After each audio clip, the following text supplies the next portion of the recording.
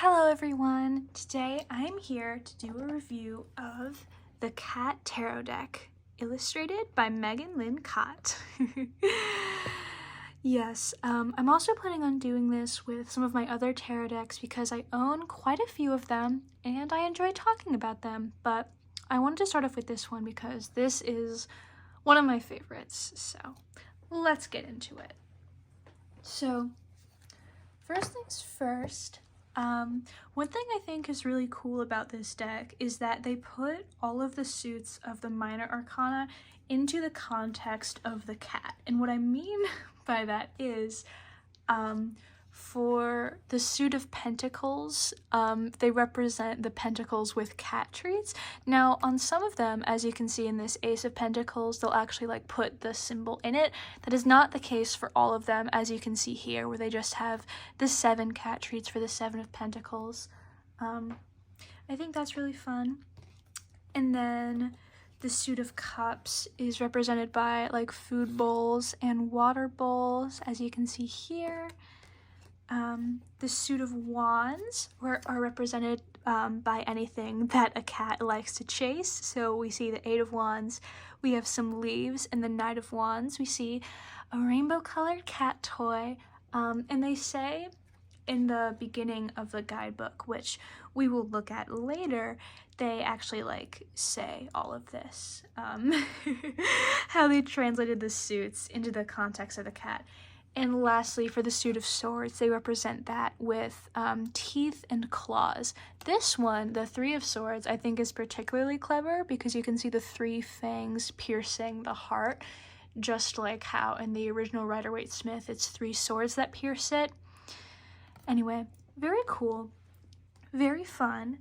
Another good thing about this deck is that they incorporate some of the symbolism from the Rider-Waite-Smith deck, including some like rather obscure symbolism, I feel like.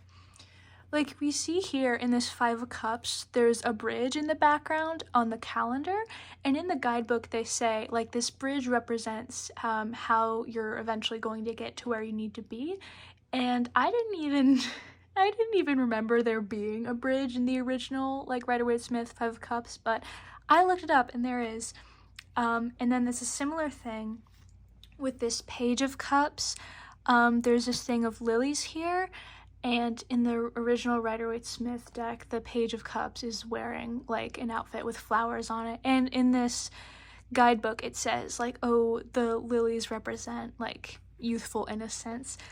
In addition to that, they also incorporate some of their own symbolism. On this Knight of Cups card, we see owls, and in the guidebook it says the owls symbolize the wisdom that surrounds you, which, as far as I know, there aren't any owls present on the Rider-Waite-Smith Knight of Cups, so I think it's really cool how they just incorporated their own symbolism into it. I think it's really fun.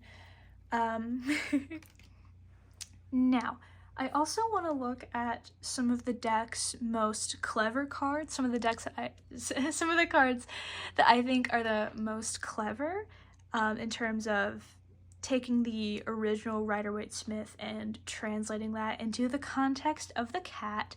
So something I really like is this Tower card.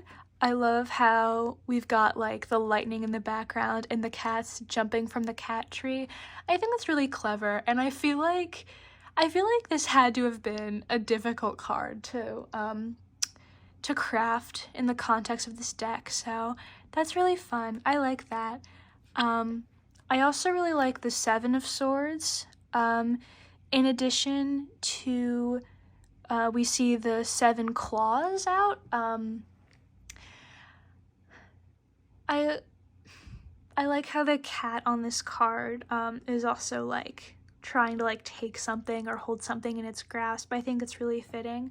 And also the 8 of Swords, we can see, or maybe you can't see because it's a small detail, but there are 8 visible fangs and claws in this one.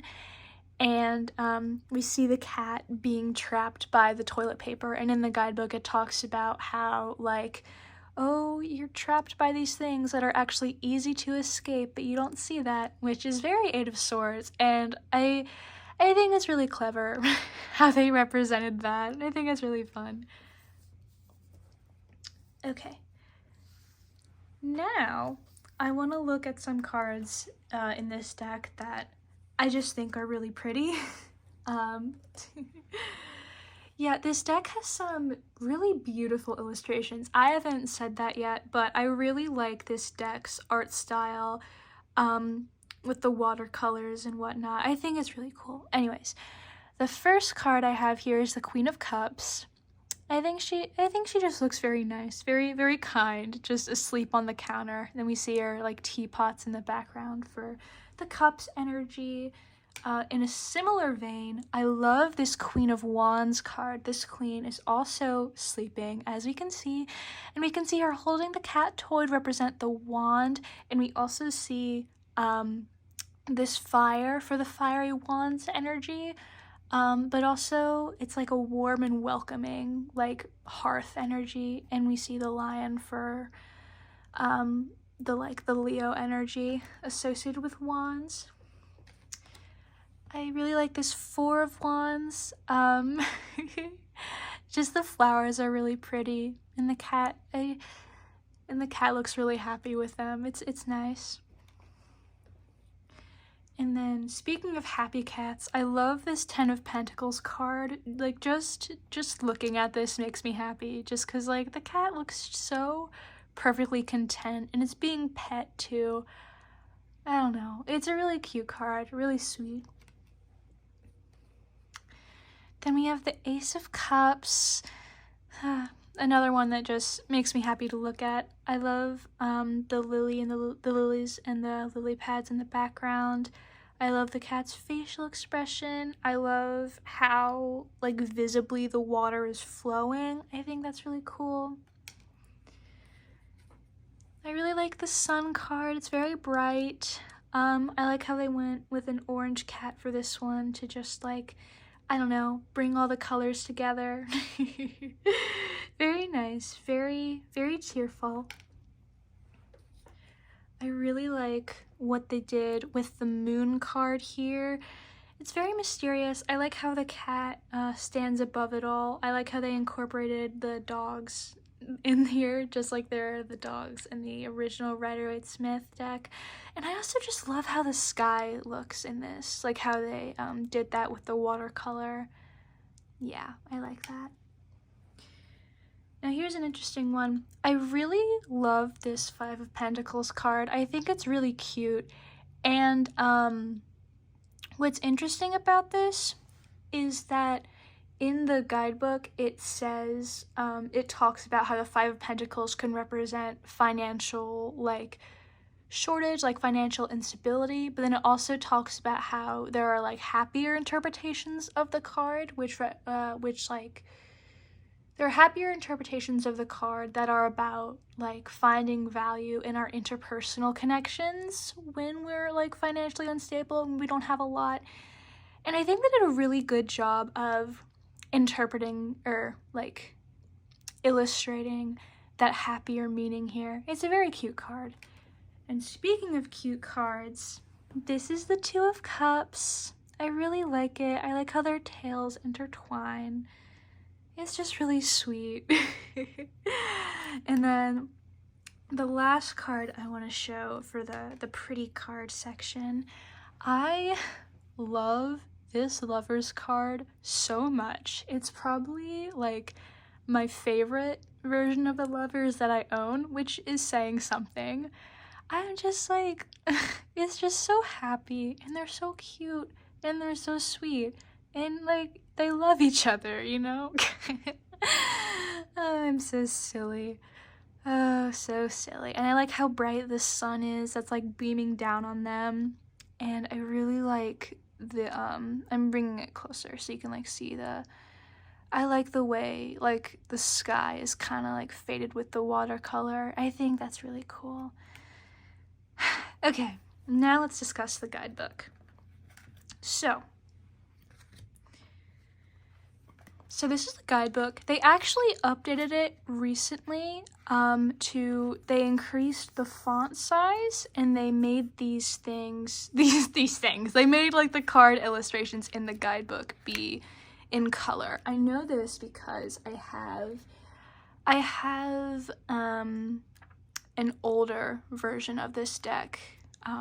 So yeah, they increased the font size, and they made these in color, which is nice.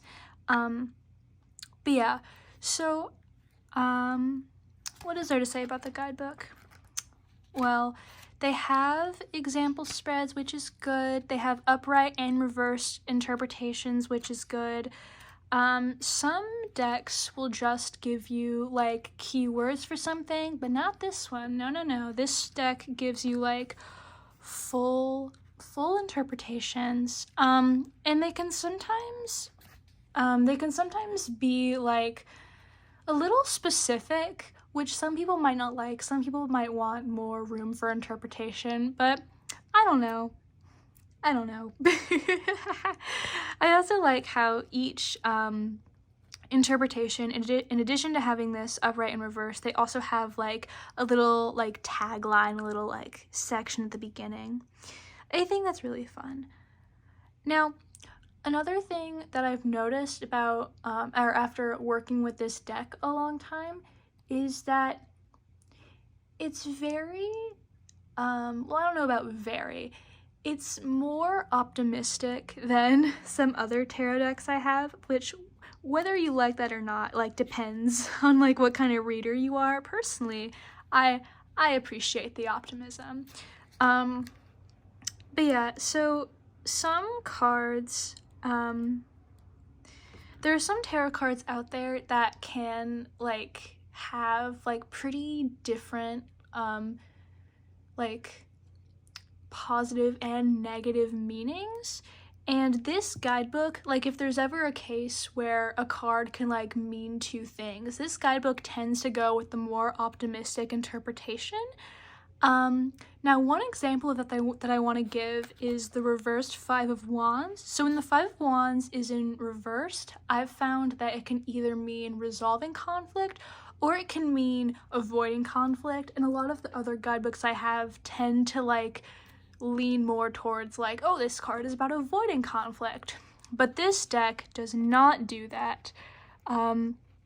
I'll just read part of this. Five of Wands is one of the few cards whose reversed meaning seems more encouraging than its upright meaning.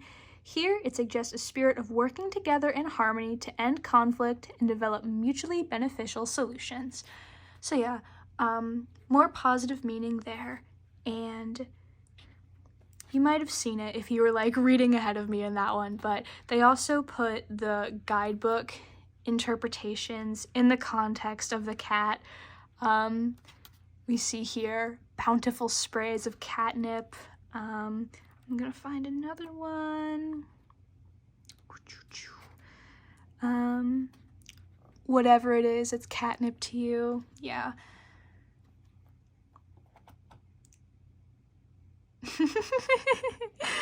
Sorry, just zoned out for a second. So yeah,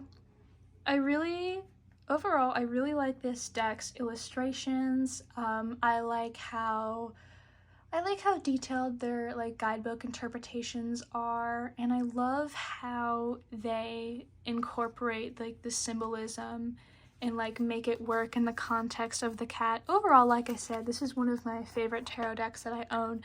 Now, if I had to give, like, one small criticism, and believe me when I say it is small and very insignificant. So this card here is the Nine of Cups, and this one is the Ten of Cups, and I kind of wish they, like, flipped the illustrations on these, just because the Ten of Cups is often about, like, the Nine and Ten of Cups both represent, like, abundance and happiness, but the Ten of Cups tends to have more meanings involving, like, family and togetherness, and so I wish they'd put the multiple cats on this one instead. Although, in fairness, in the guidebook, it does say, like, it does mention in the Ten of Cups interpretation that, like, yeah, Yeah. The sight of the rainbow means an end to hard times, especially where family is concerned. There's great happiness ahead. Think togetherness and not competition. So yeah, they do mention it there, but like I said, it's an incredibly minor criticism. I also like how they incorporated the rainbow into this 10 of Cups with the rainbow bowls.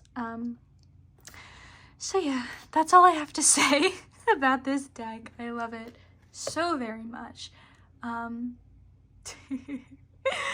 Goodbye. I hope you had fun watching me. I'll see you some other time. Farewell, my friends.